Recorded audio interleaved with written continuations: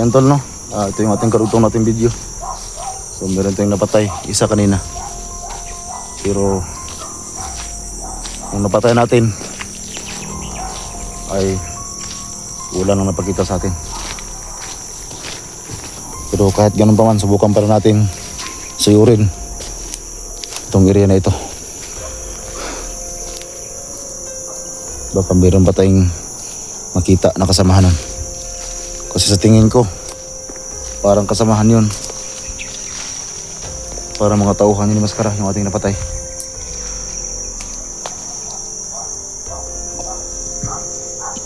Yung aso natin narinig kanina, ito matahol na naman. Pero yung nasagap ko na sobrang lakas na enerhiya, duda ako parang si Tiyo yun. Sa karamdam ko rin na parang andito si Badan. Hindi ko lang makita.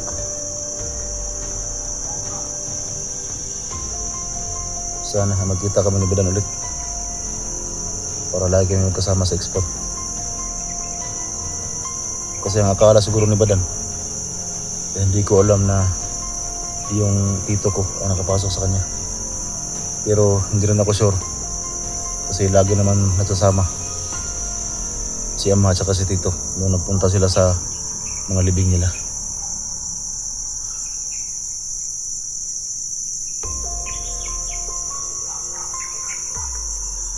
So magkaramdam muna ako dito mga tol. Baka meron tayong masagap na enerhiya. Yung kanina parang kinakabahan ako kasi sobrang lakas talaga ng ako nasagap na enerhiya. Halos pagkatulad lang talaga kay Ama. Tsaka kay Buddy, bangan nyo. Kasi baka ngayon, pagkatapos ko dito, kasi medyo may kalayuan kasi itong area na ito, mula doon sa kubo ko, doon sa purok namin. Pero sana ay makauwi ako, kasi gusto ko mag-live mamayang gabi, para kahit pa paano ay ma-update ko si Buddy. So gustong sumama ni Buddy sa akin ngayon, pero hindi ko pumayag, kasi gusto ko na magsulo. Para wala akong ibang iisipin kundi ang sarili ko lang. Tsaka alam niyo naman siguro, bumalik na yung ating orasyon. So sobrang lakas talaga ang nagamit natin kanina. Tapos ang pitik ko lang sa aking kamay. Tsaka yung napatay natin sobrang lakas din. Alam ko mga tauhan din yun ni Maskara. So isang pitik ko lang, patay ka agad. At saka hindi ako may gusto nun yung kamay ko lang talaga. Yung orasyon ko lang may gusto nun. Hindi ko yung sinasadya na iganon yung aking kamay. Kasi kahit wala pang kalaban itong kamay ko, ay lagi nakahanda, nakaganyan na. Kasi gusto na talaga lang gumamit ng orasyon kahit wala pang kalaban. Kaya nga kinausap ko, pinigilan ko muna para hindi masayang yung lakas namin.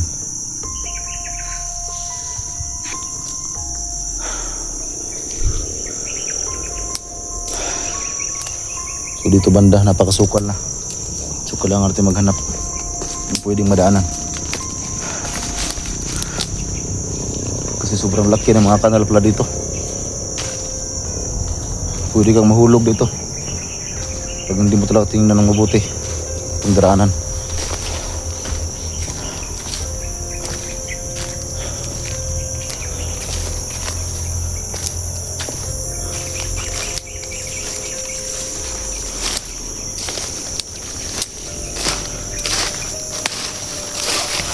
Dito banda, medyo sulok. Pasukin natin to, baka may nakatago dito mga kalaban.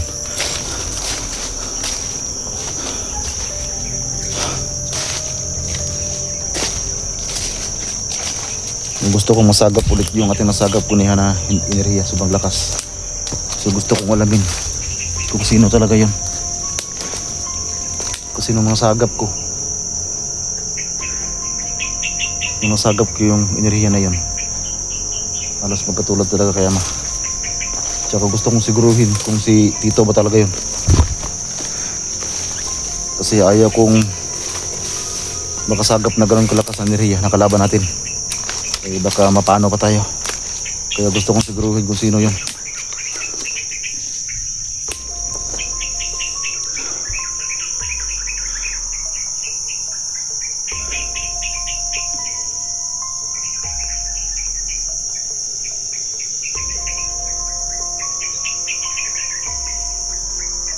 At saka kanina, meron akong nakita na kapaya sinog.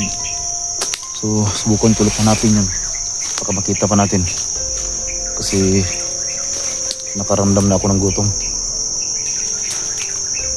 Kasi sobrang lakas ng ulan kanina. Kaya nga, medyo hapon na tayo nakapag-upin ang kamera. Kasi sobrang lakas ng ulan kanina. At ayaw din natin na masira yung ating cellphone. Kaya mas minabuti ko na mag-upin ang kamera yung wala ng ulan.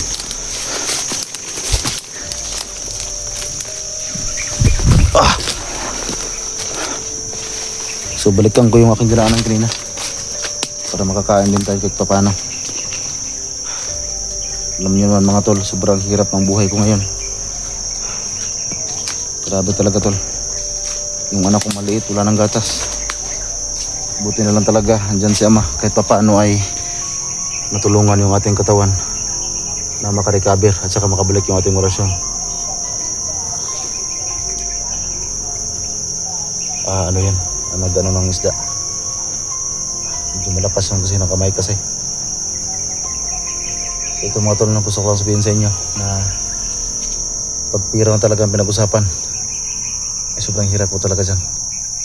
Kahit yan totoo lang, meron tayong orasyon. Pero bawal totoo gamitin.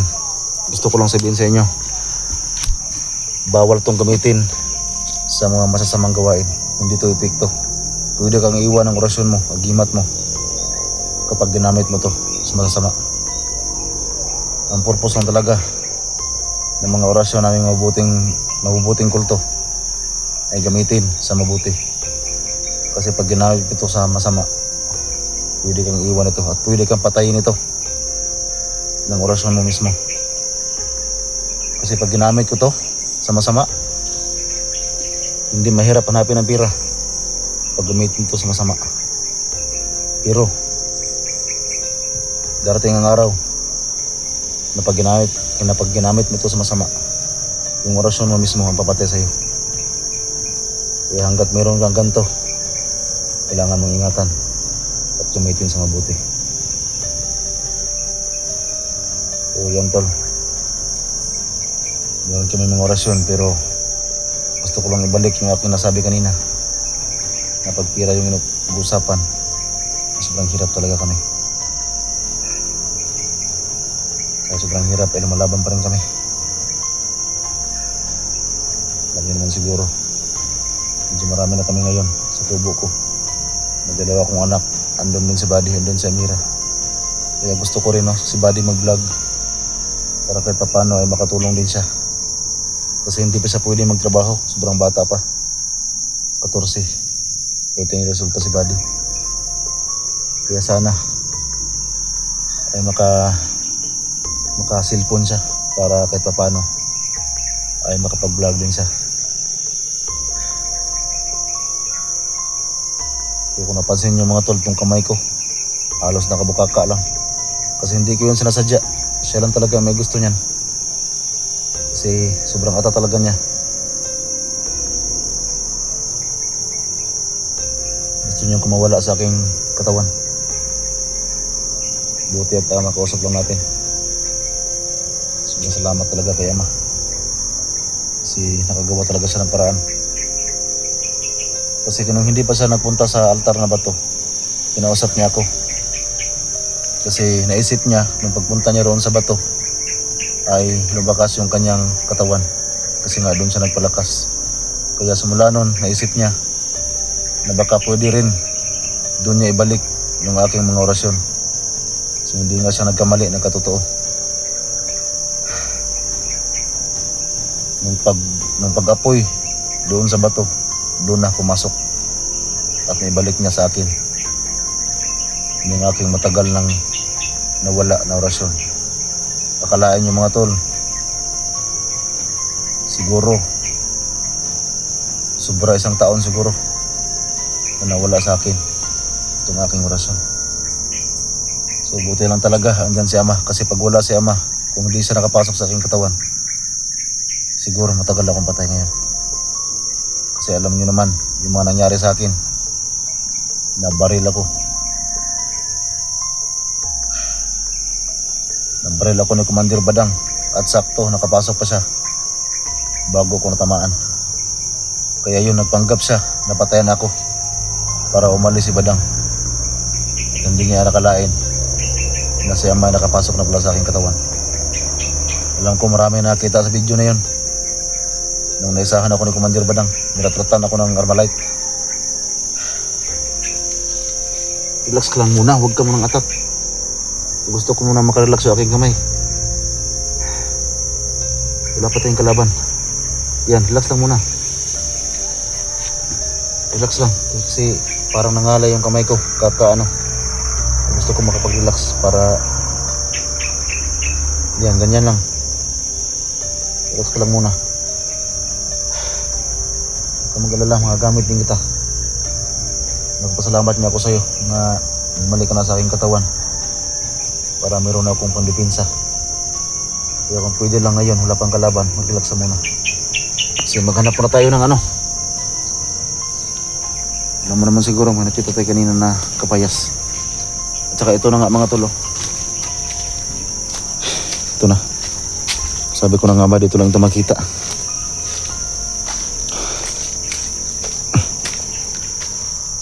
Yan, may isa, baka hinog to.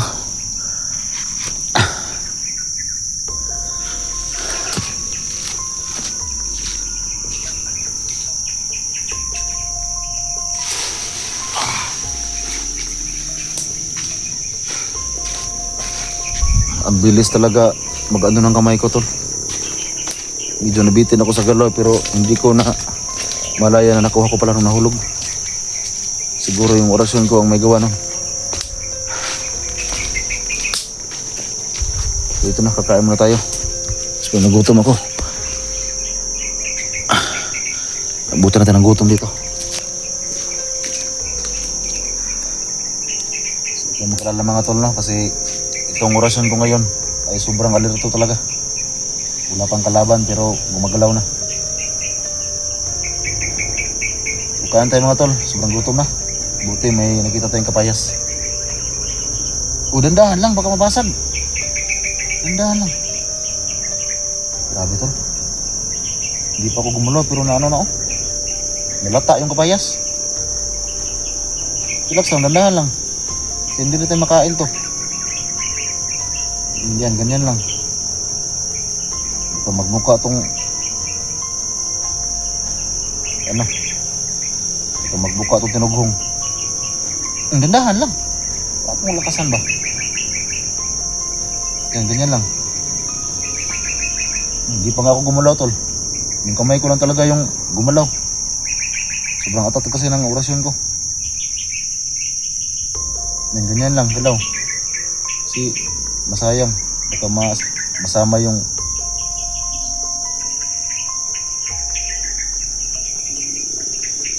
oh, tandahan lang. Tandahan lang ba? Yan, ganyan lang. Para akong baliw dito. Kailangan ko talaga itong kausapin, tol, kasi minibago din siya sa aking katawan. Gusto niyang siya ang masusunod.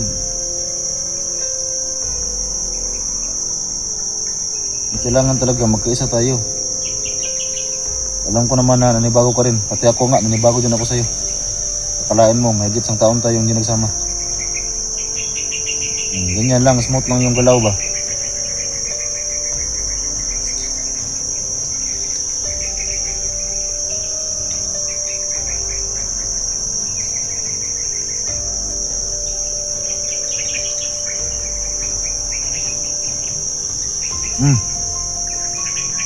Sabi ng dandahan lang. Sabihin sa kayo mga tol, pare akong ano dito, baliw. Kailangan ko itong kusapin kasi baka ano niya lahat to.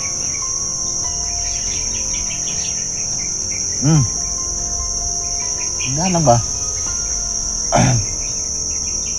Lik lang. Ano ba yan?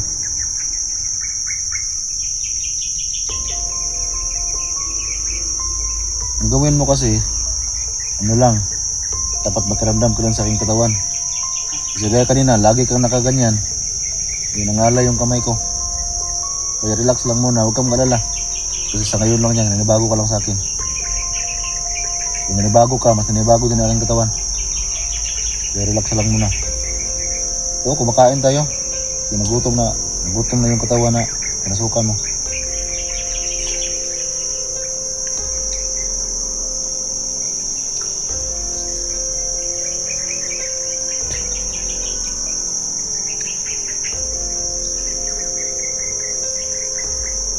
Daming lamok.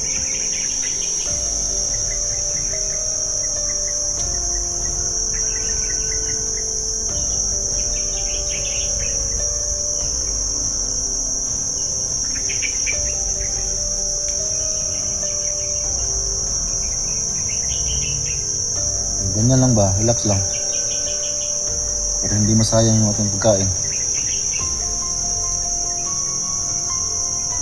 Pasensya ka na kasi kailangan talaga itang pagsalitaan.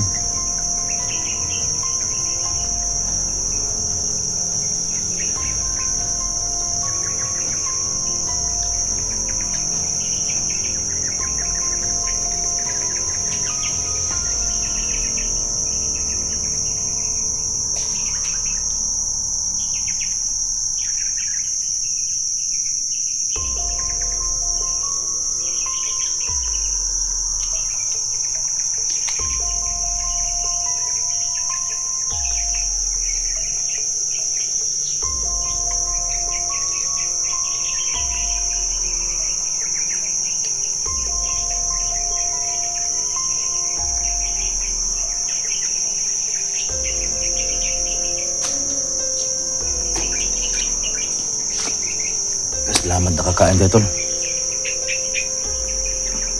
Yan ang gusto kong galaw, smooth lang. Pero hindi tayo itong kaliwa talaga tol. Ay itong ano ko, ano man tawag dito. Itong birong tato na kamay ko talaga. Yung ayaw paawat. Itong isa, okay naman itong isa. Parang dito talaga siya. Naka-plastar ba? Parang ayaw talaga paawat sa akin. Gusto niyang lumabas sa katawan ko. So yan lang para magkapareho yung ating galawan. Gaya nito, gusto kong magpahid ng di okay lang yung ating galaw. Yung nagkaisa yung ating galaw. Kasi hindi pwedeng hindi tayo magka-coincide. Dapat magkapareho tayo ng galaw.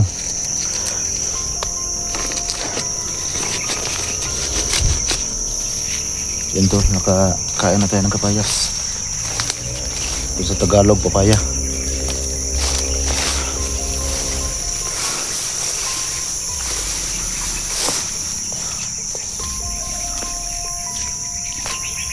Ito tayo sa kabila dito.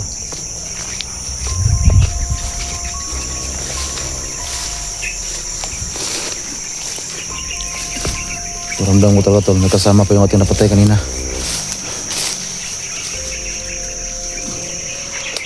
Oh, enggak naman, relax lang.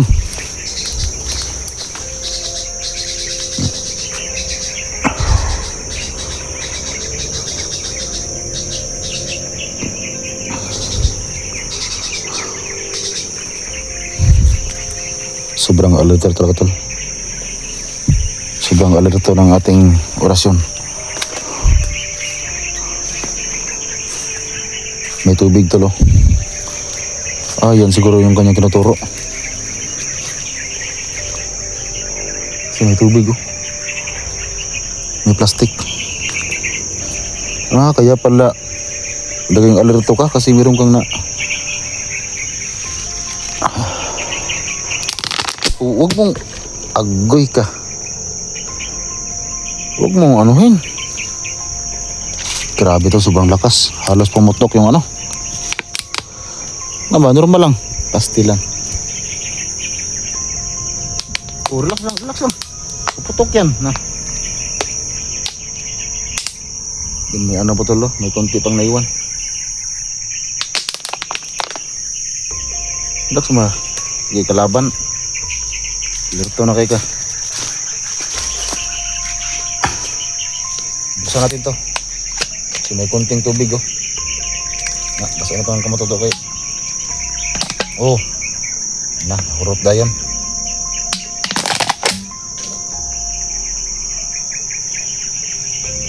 Alam niyo mga tol, itong orasyon ko ngayon, may gali talaga. Parang gusto niya magiganti sa ginawa sa akin. Siguro, alam niya rin kung ano yung mga nangyari sa akin simula nung wala pa siya sa aking katawan. Intindihan naman kita eh. Kaya relax lang. Huwag kang palos-dalos. Kaya alam ko sa sobrang tagal natin hindi nagsama. Alam ko na inip ka rin. At gusto mo ring maghiganti sa mga ginagawa sa akin. Kaya kung pwede lang, relax ka lang muna. Pati tubig oh. Gusto mong wasakin. Yung plastic. Yan, relax lang.